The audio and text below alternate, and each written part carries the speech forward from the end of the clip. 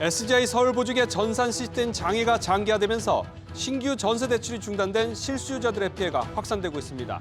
금융당국이 예고한 대로 21일부터 수도권과 규제 지역에서 기존 90%였던 전세 대출 보증 비율을 80%로 낮추기로 해서 혼란은 더 가중될 전망입니다. 미국이 영국과 베트남에 이어서 인도네시아까지 농산물 개방을 포함한 무역 협정을 타결했습니다. 우리나라와의 협상에서도 소고기와 쌀 개방에 대한 미국의 압력이 더욱 거세질 것으로 예상됩니다. 지난달 청년 일자리가 14개월째 줄어들고 제조업과 건설업 고용 부진이 계속됐습니다. 정부가 지난 5월부터 13조 8천억 원의 1차 추경을 집행하고 있지만 고용시장까지 온기가 미치지는 못하고 있습니다. CJ그룹이 파생 상품을 통해서 부실 계열사에 자금을 부당하게 지원한 혐의로 65억 원의 과징금을 받았습니다. 우량 계열사의 신용 보강을 통해서 퇴출돼야 할 부실 계열사를 살려내 시장의 공정한 거래 질서를 훼손했습니다.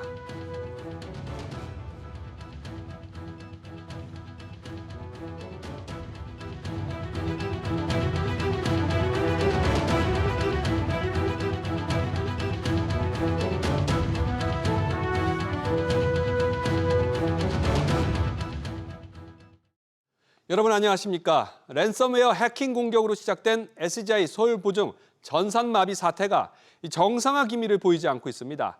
갑작스럽게 대출이 막히면서 시장은 대혼란에 빠졌는데 선대출 후 보증을 하겠다고 했지만 신규 대출 실행에는 여전히 차질이 빚어지면서 혼란스러운 상황이 이어지고 있습니다. 오늘도 SGI 서울보증 전산마비 소식들부터 전해드리겠습니다. SGI 서울보증보험의 시스템 마비가 사흘째를 맞았지만 복구 시점은 여전히 기약이 없습니다. 사태가 장기화되고 보상 기준도 아직 마련되지 않아서 피해가 눈덩이처럼 불어날 가능성이 커지고 있습니다. 오서영 기자. 네, 오서영입니다. 일단 서울보증이 피해 신고센터 가동에는 들어간 거죠? 그렇습니다. 서울보증은 콜센터와 별도로 피해 신고센터를 차려 실무자 10명을 차출해 운영 중입니다. 다만 대응 여력이 아직 부족한 상황이라 신고 현황은 아직 집계가 되지 않고 있습니다. SGI 서울보증은 피해에 대한 사실관계를 확인한 후 금액이 확정되면 전액을 보상할 방침이라고 밝혔는데요. 원론적인 보상 방침은 세워졌지만 어떤 기준과 절차를 갖고 피해액을 확정할지는 미정인 상황입니다. 이 때문에 현재 피해 신고를 한 접수자들도 공식 보상 절차가 마련되면 다시 서울보증에 피해 신청을 해야 합니다. 시스템이 먹통인 만큼 신청 안내는 복구와 비슷한 시점에 이뤄질 거란 관측이 나옵니다. 우왕좌왕하는 모습이 계속되고 있는데 그럼 복구는 언제 되는 겁니까? 네, 서울보증 안팎에 따르면 이번 주도 불투명한 상황입니다. 복구 시점은 다음 주로 넘어갈 것으로도 보이는데요. 복구 작업의 장기화 가능성에 있어서 백업 데이터 일부도 공격당해서 그런 것 아니냐는 지적도 나옵니다. 다만 서울보증은 백업 데이터 공격 사실에 대해서는 확인해 줄 수 없다는 입장인데요. 지난 1분기 기준 서울보증의 연간 보증액만 350조 원에 달하는데 먹통이 장기화될 시 피해 규모가 더 커질 수 있다는 우려가 나옵니다. 이명순 SGI 서울보증 대표는 작업 과정 곳곳에 불확실성이 존재하는 작업인 만큼 다 넣기가 어렵다고 밝혔습니다. SBS 비즈 오서영입니다.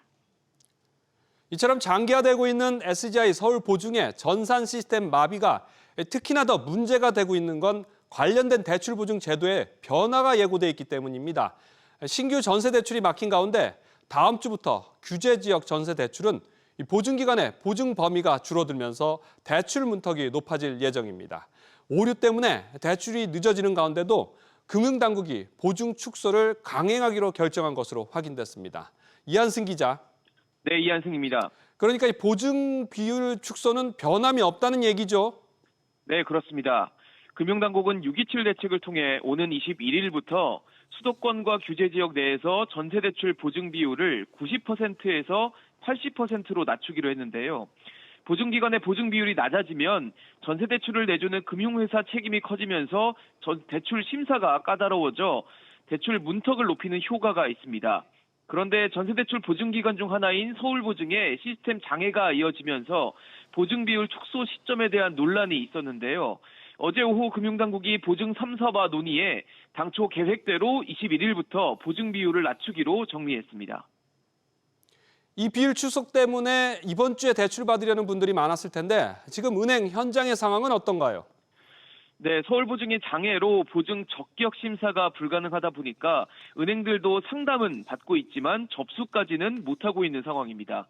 장애 발생 전에 보증 심사를 끝낸 상품들은 최종 단계에서의 보증서 교환을 미루고 대출을 먼저 하는 이른바 선대출 후 보증식으로 대출을 내주고 있습니다. 하지만 신규 대출 신청은 여전히 불가능해 90% 보증을 받을 수 있는 시간이 시스템 장애로 인해 줄어드는 셈입니다. 완전 복구가 이번 주 내로 힘들다는 전망마저 나오면서 시스템 복구와 함께 보증 비율 80%로 전세 대출을 신청해야 하는 상황이 올 수도 있습니다. SBS 비즈 이한승입니다. 계속해서 연이은 해킹 사태로 이 통신사들의 보안 강화를 짚어보는 기획 두 번째 시간입니다. 이 보이스피싱 수법은 기술의 발전과 함께 날로 진화하고 있는데 그 피해가 줄지 않고 있습니다. LG U+는 이런 전화 사기 범죄를 막기 위해서 가짜를 구별하는 여러 기술들을 개발했는데 어떤 판별 기술이 있는지 김한나 기자가 살펴봤습니다. 지난 4월 A씨는 누군가에게 납치됐다는 딸의 전화를 받았습니다. 알고 보니 인공지능으로 목소리를 흉내낸 상황이었으나 알아채기는 어려웠습니다. 예, 여보세요. 네, 여보세요? 직원이라고 연루된 명의 도용 사건 때문에 몇 가지 확인차 전화드렸습니다. 자연스럽게 말하지만 AI는 30초 만에 위조된 목소리를 판별하고 보이스피싱을 의심합니다. 얼굴을 본떠만 든 가짜 영상이 나타나자 진짜 사람인지 아닌지를 구분해냅니다. LG U+가 개발한 딥보이스 딥페이크를 탐지하는 기술입니다. LG U+는 스마트폰에 악성으로 분류된 앱이 깔릴 경우 알림을 보내는 서비스도 제공하고 있습니다. 문제는 기술 발전이 빨라지는 만큼 해킹 수법도 정교해진다는 점입니다. 2023년 개인정보 유출 사고가 발생한 LG U+는 조직 체계를 대폭 손질하며 정보 보호에 나섰습니다. 사고 이후에 CEO 직속으로 CISO 조직이 전부 다 이관이 되었고 인원과 조직 규모가 3배 가까이 확장이 된 부분이 가장 큰 것 같고요. 주요 보안 추진 과제들이 굉장히 많은데 빠른 실행력으로 이게 추진이 좀 여러 개 많이 된 것 같습니다. LG U+는 지난해 2통3사 중 정보보호 투자액 증가폭이 가장 컸고 전담 인력도 2배 가까이 늘렸습니다. SK텔레콤 해킹 이후 LG U+로 이동하는 이용자가 많아진 가운데 안전과 보안을 강조하는 행보가 고객을 끌어들일 묘수가 될지 관심이 모입니다. SBS 비즈 김한나입니다. 계속해서 무역 협상 소식 전해드리겠습니다. 그동안 상해 관세 품목에 빠졌던 반도체에도 곧 관세가 부과될 것으로 보입니다. 트럼프 대통령이 이르면 이달 말 반도체와 의약품에도 관세를 매기겠다고 밝혔기 때문입니다. 삼성전자와 SK하이닉스 같은 개별 기업은 물론이고 전반적인 수출 상황에 큰 악재가 될 수 있는데 협상 시한이 불과 보름밖에 남지 않았습니다. 먼저 최지수 기자입니다. 최근 삼성전자는 2분기 시장 전망치를 크게 밑도는 4조 원대의 영업이익을 발표했습니다. 삼성전자는 재고를 비용으로 반영하고 미국의 대중 제재로 잠시 악화된 것이라며 하반기 수요 개선을 통한 실적 반등을 예고했습니다. 하지만 미국이 우리나라나 TSMC가 있는 대만에 반도체 고율 관세를 부과하면 글로벌 수요 위축에 따른 악영향은 불가피합니다. 이제 우리가 지금 많이 하고 있는 HBM 같은 경우 이런 거는 이제 대만의 TSMC를 통해서 이렇게 나가잖아요. 그래서 원가가 대만에 그런데 이제 올라가게 돼서 이제 수요가 준다든지 간접적으로 우리가 이렇게 영향을 받을 수 있죠. 고객사들이 관세 부과 전 선제적으로 재고를 확보하면서 상반기 반도체 수출은 역대 최대를 달성했는데 관세 정책에 따라 하반기 흐름은 불투명합니다. 미국은 무역확장법 232조를 근거로 반도체 부문에 대한 조사를 진행 중인데 어느 정도의 관세가 부과될지 몰라 정부도 예의주시하고 있습니다. 트럼프 대통령이 협상국의 태도에 따라 관세를 유동적으로 바꾸고 있어 이번 협상의 중요성은 더 커졌습니다. 산업부는 반도체 관세 부과가 미국 공급망에 악영향을 준다는 것을 언급하면서 미국에 대한 투자 등 양국의 파트너십을 강조하는 방향으로 협상하고 있다고 설명했습니다. 미국이 제시한 관세 유예 시한은 다음 달 1일로 이제 2주가량 남았습니다. SBS 비즈 최지수입니다. 이런 가운데 트럼프 미국 대통령이 영국과 베트남에 이어서 인도네시아까지 무역 협상을 타결했습니다. 3개국 모두 농산물 개방을 이끌어내서 우리나라와의 협상에서도 농산물 시장 개방 압력이 거세질 것으로 예상됩니다. 미국의 압박이 조여오는 가운데 어떤 걸 들어주고 또 뭘 지켜낼지 이 난제 앞에 우리 내부적으로 진통입니다. 정부가 미국과의 협상 카드로 소고기와 쌀 등 농수산물 수입 확대를 검토 중인 것으로 알려지면서 당장 축산업계와 농민단체 반발이 확산되고 있습니다. 이어서 안지혜 기자입니다. 어제 전국 한우협회가 성명을 낸 데 이어 오늘은 농민단체가 긴급 기자회견을 열었습니다. FTA 통상협상에서 농업 분야가 늘 희생되어 왔으니 이번에도 기필코 농업 분야를 희생시켜야 말겠다는 것입니까? 산자부와 통상조섭본부장은 즉각 농민 앞에 속고제재하고 농산물 분야도 전략적 판단이 필요하다는 최근 여항구 통상교섭본부장 발언이 국내에 특히 민감한 농산물 시장 개방을 전향적으로 검토하겠다는 뜻으로 읽혔기 때문입니다.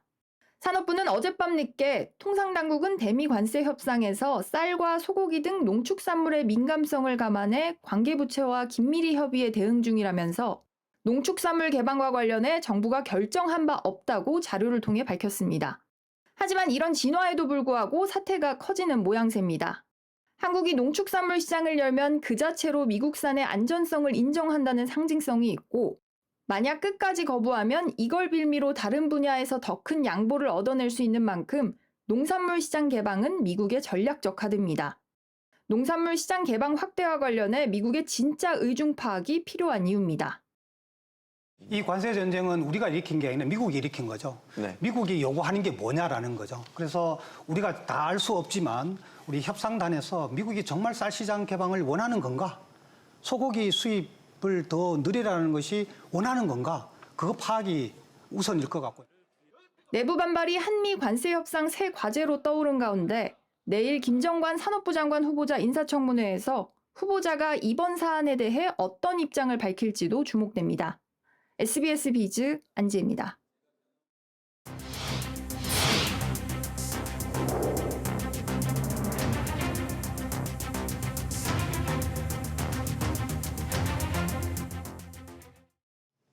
지난달 취업자가 18만 명이나 늘어나면서 증가세를 이어갔습니다. 그런데 이렇게 고용 상황이 나아졌다고는 하지만 제조업과 건설업 또 청년층 고용 악화는 추세로 굳어지는 분위기입니다.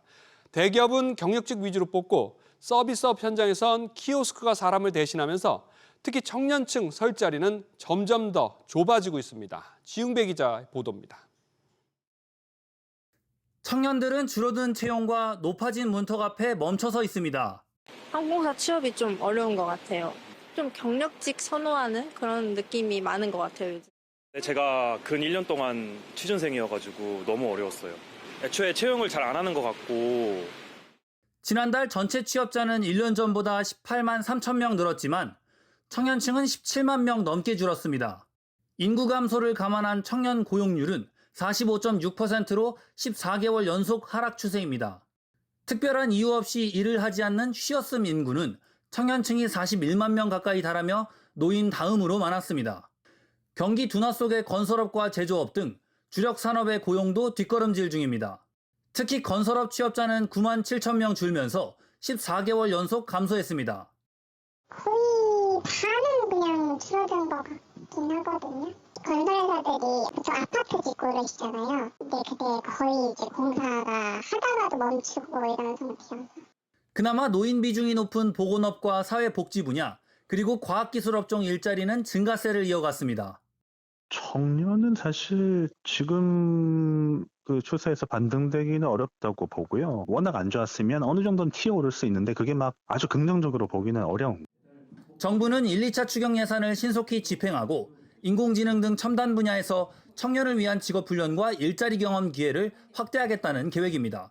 SBS 비즈 지웅배입니다.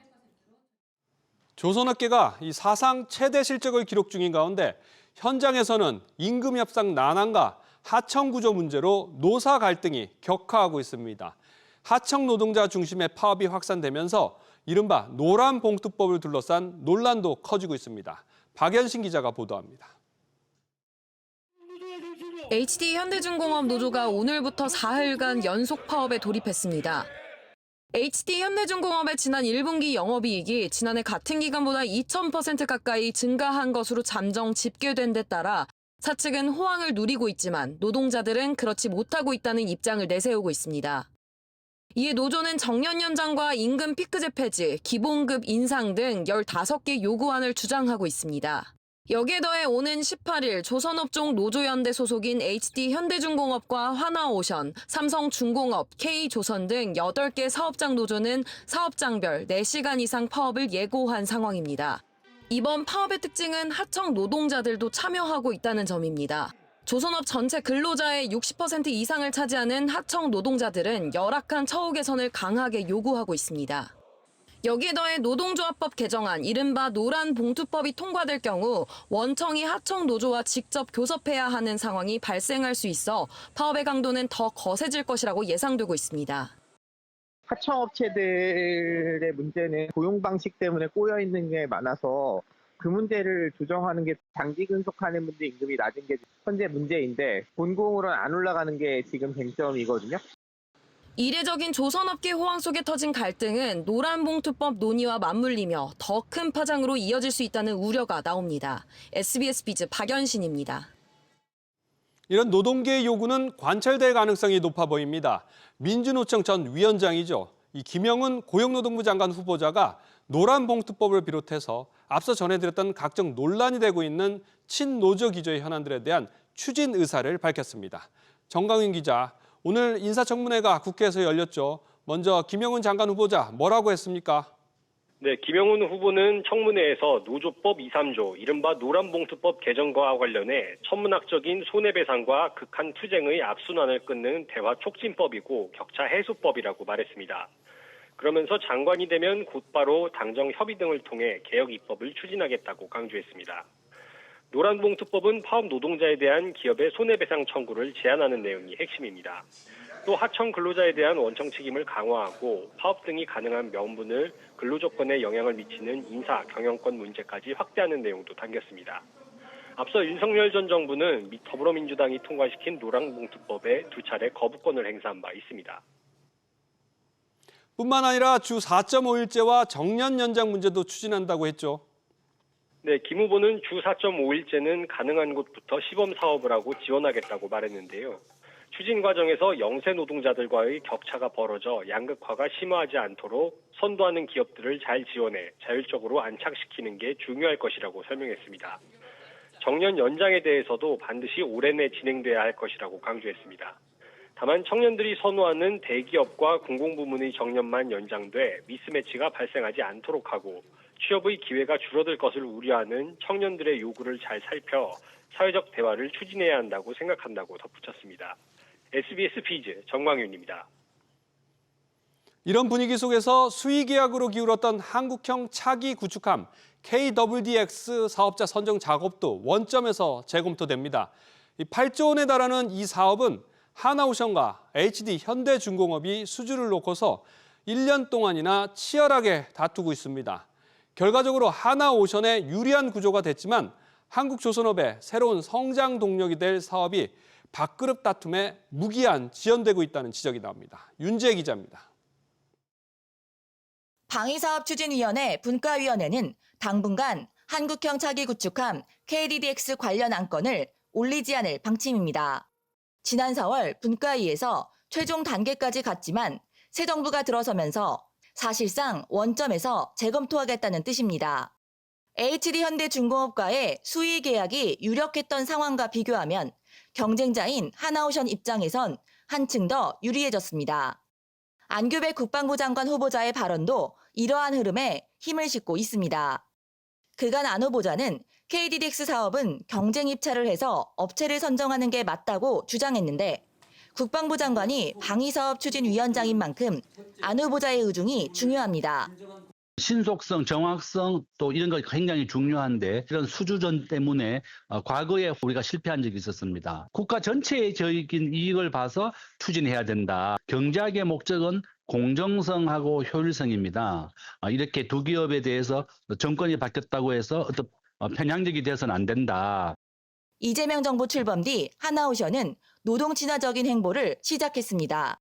지난 2022년 하나오션 전신인 대우조선해양은 하청 노동자가 진행한 불법 파업에 대해 470억 원 규모의 손해배상을 청구했습니다. 그런데 하나오션은 기존 입장을 뒤집어 소를 취하하기로 하고 변론기일 연기 신청서를 제출했습니다. 업계에서는 하나오션의 행보로 이재명 정부의 대표 정책인 노란봉투법 추진에 힘이 실렸다는 평가가 나옵니다. 재계가 한 목소리로 노란봉투법을 반대하고 있는 상황에서 하나오션의 선택은 극히 이례적이라는 평가도 나옵니다. SBS 비즈 인재입니다.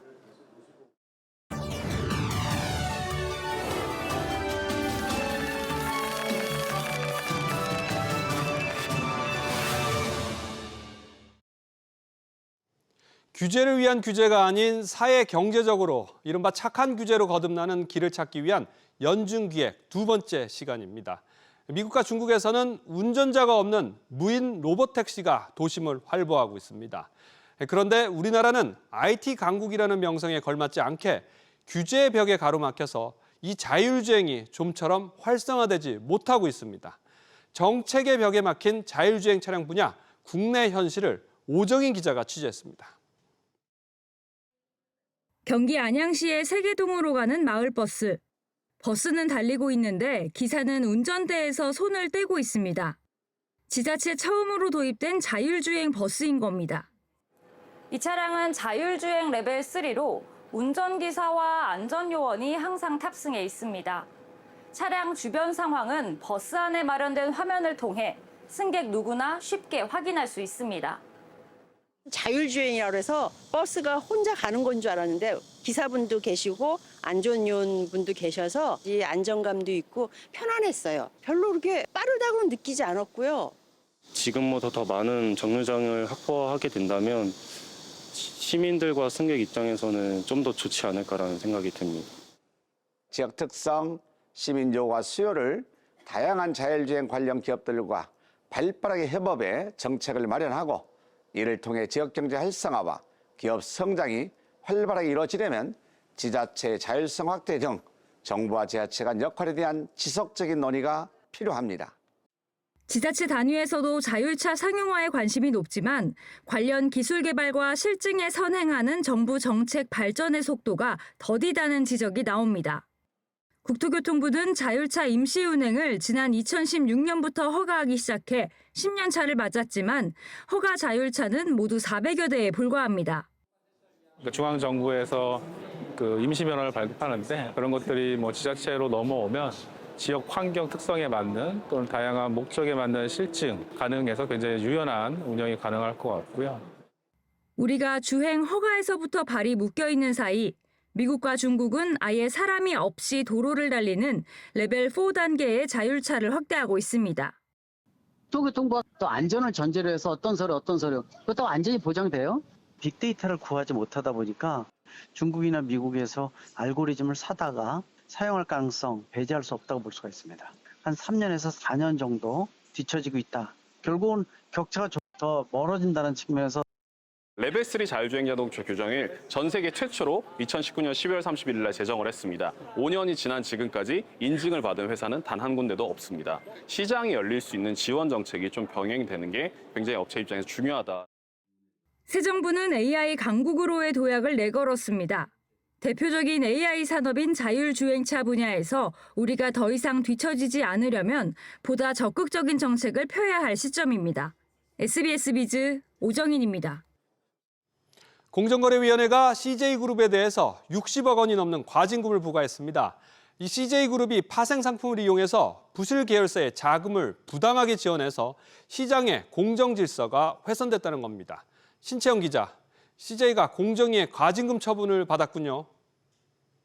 네, CJ와 CJV는 지난 2015년 증권사와 총수익 스왑 후 TRS 계약을 맺고 계열사인 CJ건설과 시뮬라인을 부당하게 지원한 혐의를 받습니다. TRS는 쉽게 말해 담보계약인데요. CJ건설의 주식과 채권 등 자산가치 변동으로 차익이 발생하면 CJ가 이를 대신 정산해주는 조건으로 증권사가 CJ건설의 자금을 빌려주는 겁니다. 이를 통해 CJ건설은 저금리를 적용받아 영구 전환 사채를 발행했습니다. TRS 자체는 합법이지만 문제는 대기업의 경우 계열사 간 채무 보증이 금지돼 있기 때문에 부실 계열사를 지원할 목적으로 TRS를 쓰면 법 위반이 되는 겁니다. 이에 따라 공정위는 자본 잠식 상태였던 CJ건설과 시뮬라인이 CJ와 CGV의 시종을 담보로 전환 사채를 발행하면서 모두 53억 원의 이자 비용을 부당하게 절감했다고 판단했습니다. 다만 CJ 측은 자회사들의 유동성 어려움은 공정위가 지적한 정도로 심각한 수준이 아니고 공정 거래를 저해한 사실도 없다면서 의결서를 받은 후 대응 방안을 신중히 검토할 예정이라고 설명했습니다. 이 총수익 스와프 TRS 계약, 앞서 다른 기업들에서도 문제가 됐었죠. 네, 그렇습니다. 지난 2018년 조현준 효성그룹 회장이 개인 회사인 갤럭시아 일렉트로닉스의 경영난을 해소하기 위해 효성투자개발과 특수목적회사 간 TRS 거래를 했다며 공정위가 제재했는데요. 효성이 이에 불복하며 대법원까지 갔지만 부당 지원이 맞다고 결론 났습니다. 최태원 SK그룹 회장도 지난 2017년 TRS 방식으로 SK 실토론 지분을 인수해 최근까지 공정위와 법적 분쟁을 벌였는데 이 경우 대법에선 공정위가 제출한 증거만으로는 SK가 최 회장에게 사업 기회를 제공했다고 보기 어렵다며 최 회장 손을 들어줬습니다. SBS 비즈 신채원입니다. 숨가쁘게 오르던 비트코인 가격이 사상 최고가인 12만 달러를 돌파한 이후에 숨고르기에 들어간 모습입니다.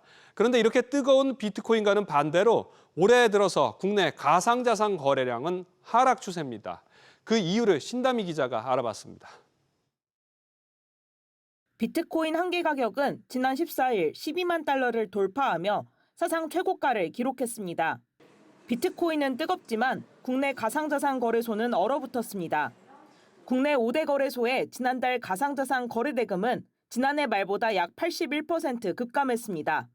이달 들어서도 지난달의 75% 수준에 그치고 있습니다. 비트코인이 이제 홀로 상승하는 추세가 오래 지속이 됐었거든요. 이제 변동성이 큰 알트코인을 좋아하시는 국내 거래자분들이 조금 관심이 떨어지신 것도 있는 것 같고요. 코스피가 잘 되다 보니까 그쪽으로 자금이 이동했다는 분석도 있습니다. 여기에 변동성을 선호하는 국내 투자자가 옵션이나 마진 거래가 활발한 해외 거래소로 이동한 영향도 큽니다.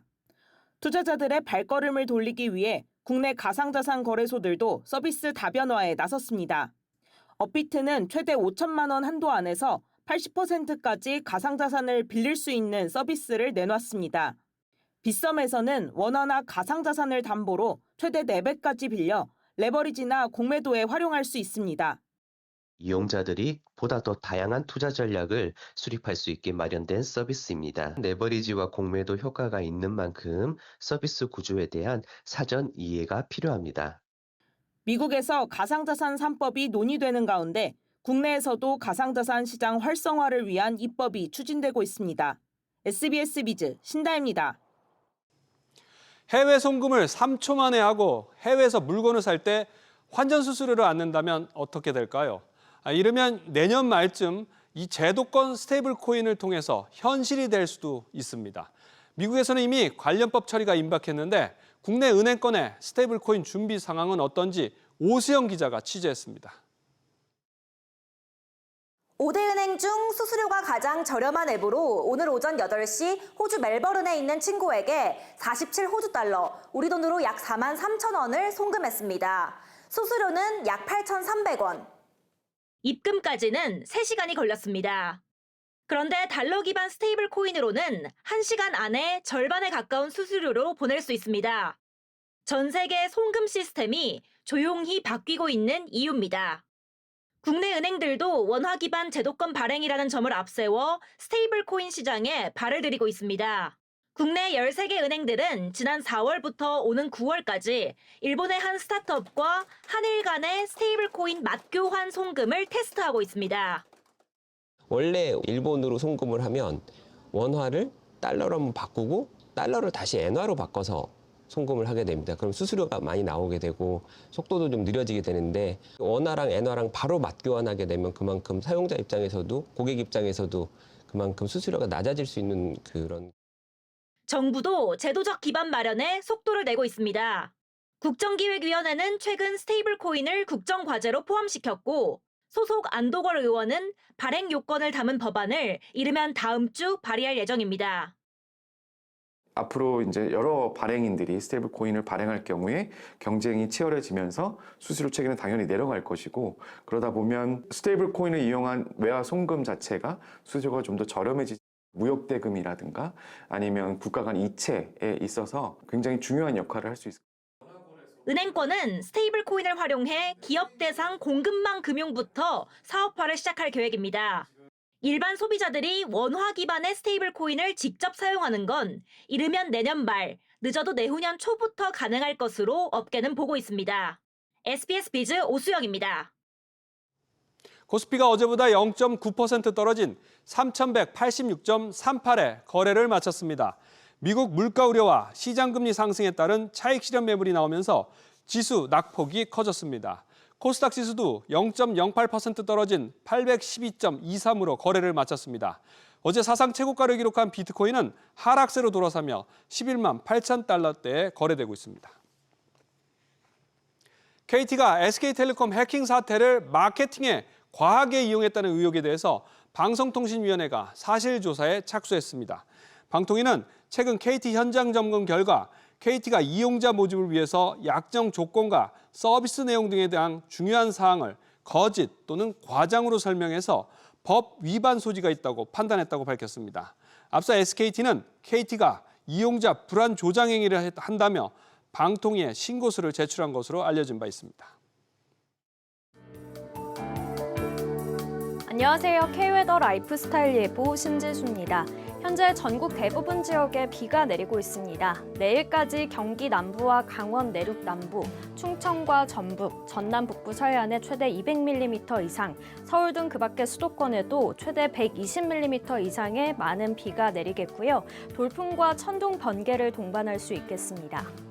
중부와 호남 곳곳으로는 호우특보가 내려졌는데요. 시간당 30에서 50mm 안팎으로 집중호우가 쏟아지는 곳이 있겠습니다.